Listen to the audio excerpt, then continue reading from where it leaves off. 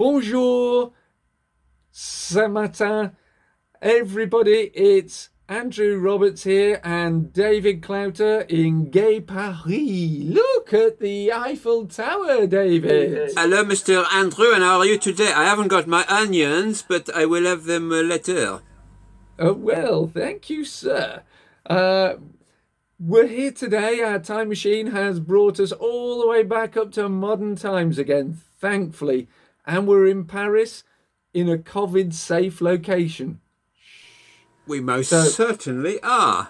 What are we up to today, David? We were doing good agent, bad agent last time. And what are we doing today? Sticking with the good bad, we move on to good debt, bad debt. And there's a sense in which all debt is bad, but sometimes it's a necessary kind of tool that helps you where you're going to get to in your business, and sometimes it just fills your house up with useless junk. So we need to kind of distinguish between the two in a sense. And so I define. Let's do this. Let's flip this on its head.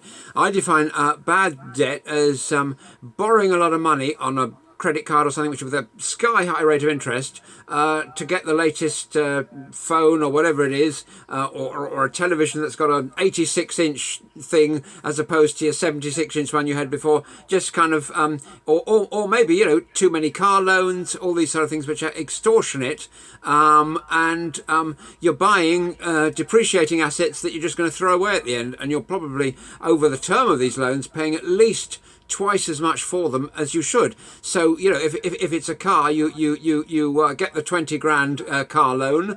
Over the course of the loan, you pay back 40, and at the end of it, the car's worth 10 if it's worth anything very much. So it's just a good way to sort of pour money into a funnel and watch it disappear.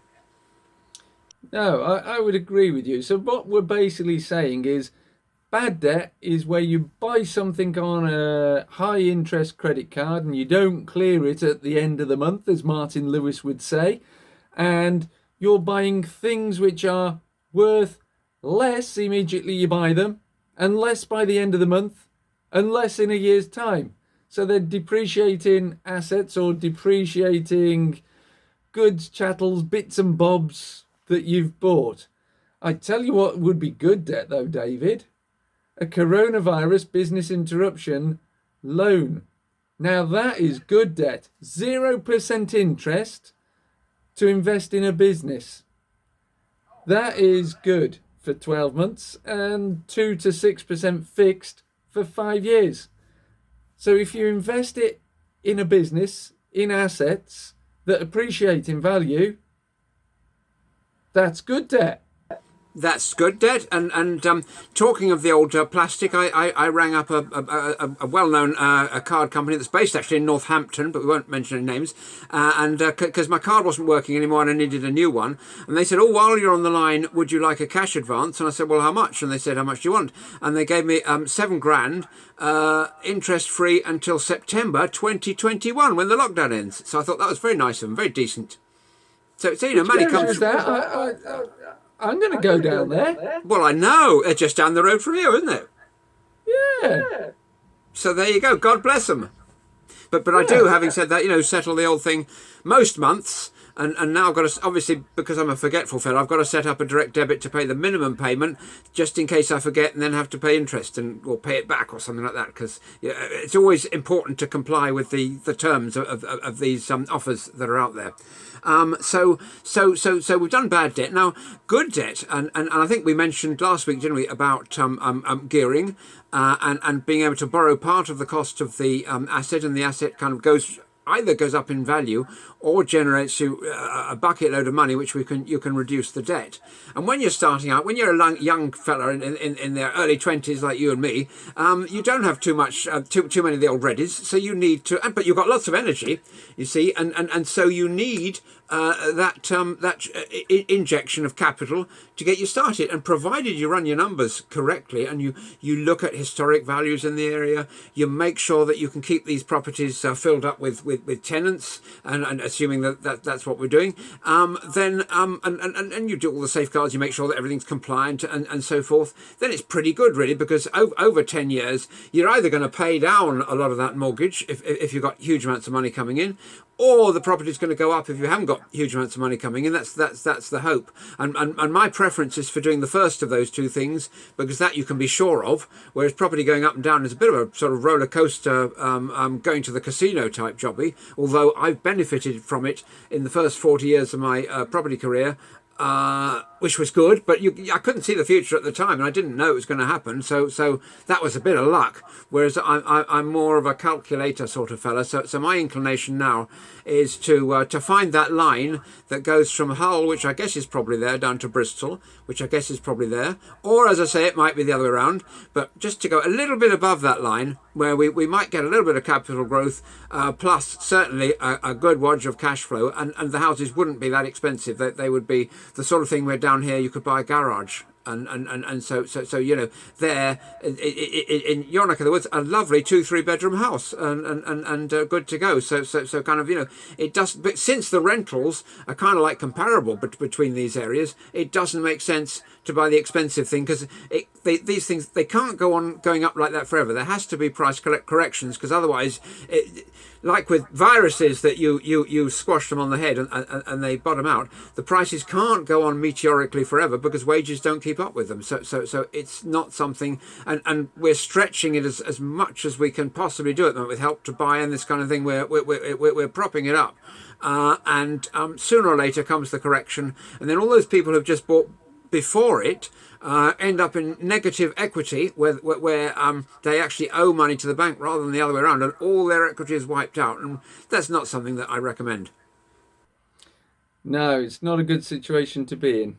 It's It was not a bit of a good rant, situation wasn't it? But it's important, I think, to bear up when you're starting out in property. It's something very important to bear in mind, and something that a lot of these people who go, well, hey, property, forget to mention. And I think we need to be clear and transparent about the risks as well as the upsides. And the upsides are obviously considerable, because they allowed me, after about, I didn't know the right way to do it, so I kind of stumbled accidentally into this property game. Nonetheless, by the time I'd been in the game, I think it's 12 or 13 years, I was able to give up my day job. If I'd done it properly, it would have been considerably faster than that. So that's got to be a good thing, and things have looked good ever since.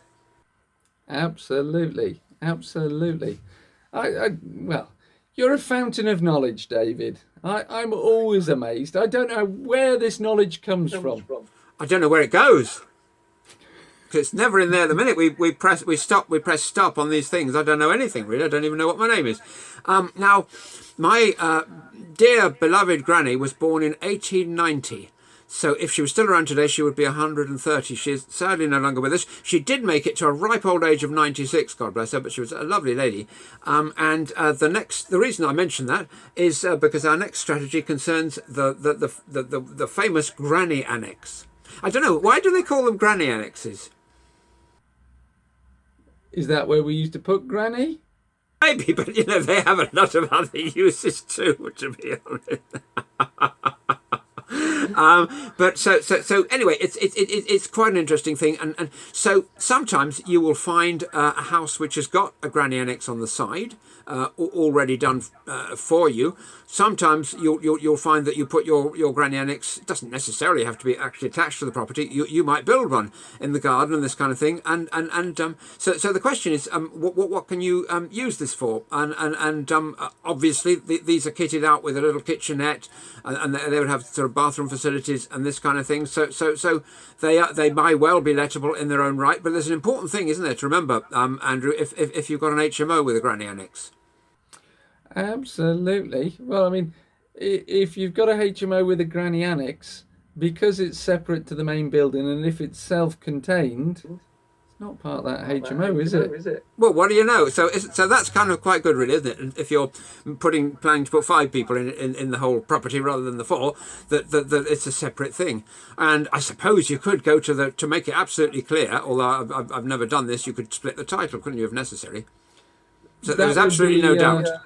Yeah, that would be a good idea as well, just to make it more difficult for anybody to challenge it. But because it's separate, it's self-contained, you could read define it as a studio flat or something to give it a clear definition.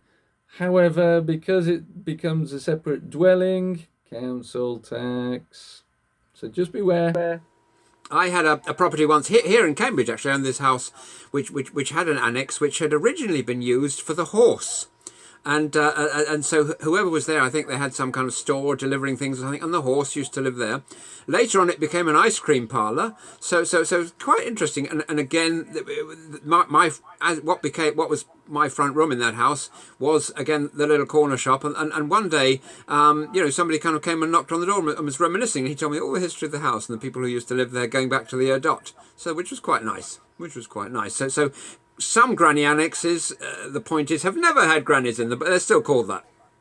And that was a 2-story granny annex with a spiral staircase going up. So that was kind of the deluxe one. There's no way that granny would get up and down that. Nor the horse, come to think of it. Well, they do make stair lifts. We won't mention brand names, but they do make stair lifts for granny. Yeah. I've had them in the past. Quite a useful tip for the old stair lift is to buy a second-hand one, because they depreciate massively, more than cars even or something. So you can do that. Probably your second-hand one, by the time it's no longer needed, is then worth zit. But you might. My recommendation is to kind of do it that way. And that famous firm that is on the tip of everybody's tongue, they're pretty damn reliable, and they're fun to ride up and down just for fun as well. I tell you, and you can charge all your friends 50p a go and have a little fairground.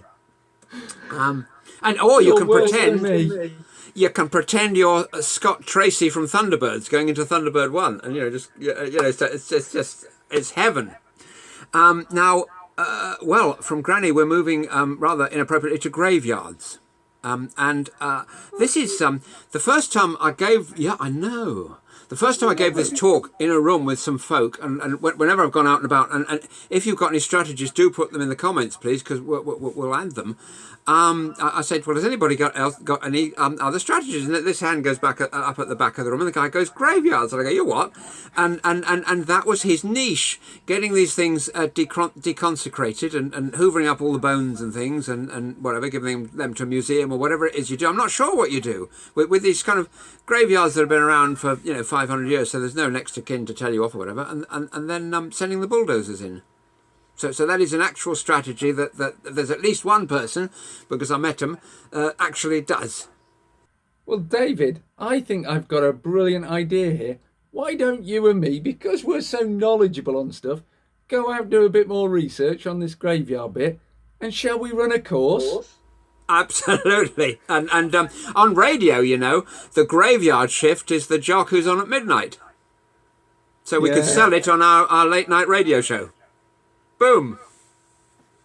You're on. So moving on swiftly, I think, to something, this one's a bit esoteric as well, actually. So this is greenhouses. Yes, there are places where you obviously mustn't grow anything you can smoke. There's a very funny film, the first ever episode of that long-running TV show Doc Martin, but that BBC show, concerned a lady growing things she shouldn't in a greenhouse. But let's assume we're growing tomatoes or some other thing like that. We are land banking. We've got this big piece of land. We're going to sit on it for 10, 15 years or something. So, what do we do with that fallow piece of land? And the one thing is to hire it out to somebody who can put green goes. I mean, I'm assuming that, are your fingers green? Because everything I touch dies. I'm good with green. And here's a twist for you, David. I went to a country once where in the winter, it doesn't get daylight. And in the summer, it doesn't get dark. Now, it's actually a volcanic island, and we might remember it because it's called Iceland.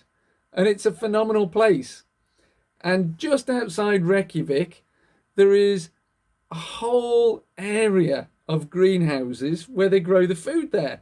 And to them, that is making economic use of the land. And what they've done is done a great big borehole down to the centre, or as deep as they can go in the earth, and they pump up boiling water, and they use that to thermally heat the greenhouses. So they've got free heating.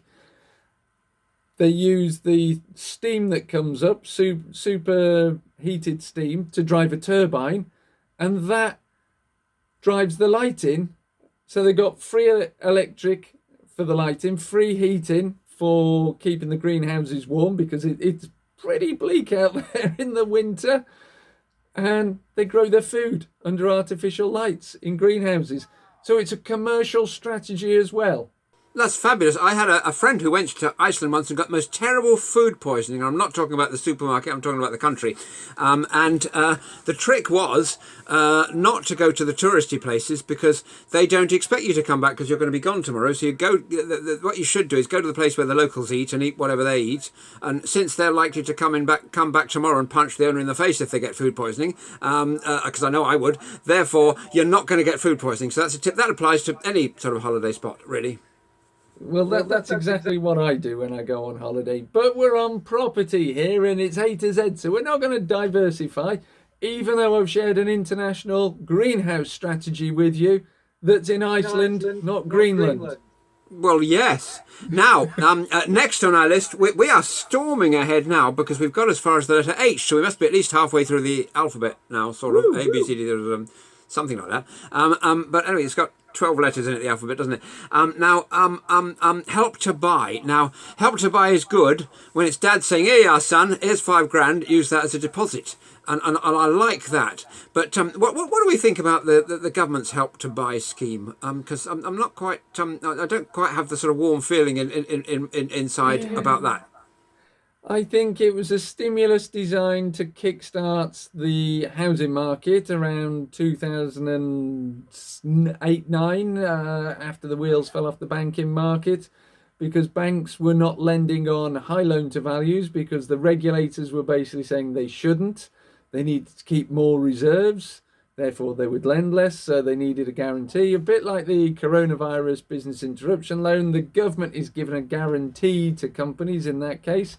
They were given a guarantee to the first-time buyers and effectively putting in an element of deposit. Now, Help to Buy, in the very, very, very early days, it was only available for new builds. And sadly, if I was a developer and I knew somebody else was going to put some money in, might it influence the price that I put on the call, market? that one. Especially as I built it. And I can dictate the price. Yeah, that's my point. So I'm not saying the market is rigged and it's making artificial profits, but perhaps it might be. Or perhaps it might be actually jacking up deals which ordinarily wouldn't stack, but when you bump up the margin on it because you've got a Help to Buy contribution, perhaps it does. And when those people who bought that come to sell, they're not going to get quite the return that they'd hoped for. And that's an issue. That's a real issue. I've got friends who are in that position right now. Yeah. Well, what I'd read, I haven't had one myself because I don't qualify. But what I had read when I was reading through small print is if you've taken out a Help to Buy loan, when you come to sell the house, if the government have put 10% in, when you sell it, they take 10% out. So when you're moving to your next step on the property ladder, you're 10% short because the equity you thought you had, you haven't got, because everybody forgets about the man who gave them 10% of the property, don't they? Indeed. And so your next property is 10% smaller, so it's pretty much the same as the one you had. Totally. So that, yeah, absolutely. Have we got time to squeeze in one more if we speak quickly, or do you think we should call it a day? We're at 19 minutes today, David. So, I mean, do you think it's a quickie or? Can't let the side down. I mean, we have to overpromise and deliver. No, it's the other way around.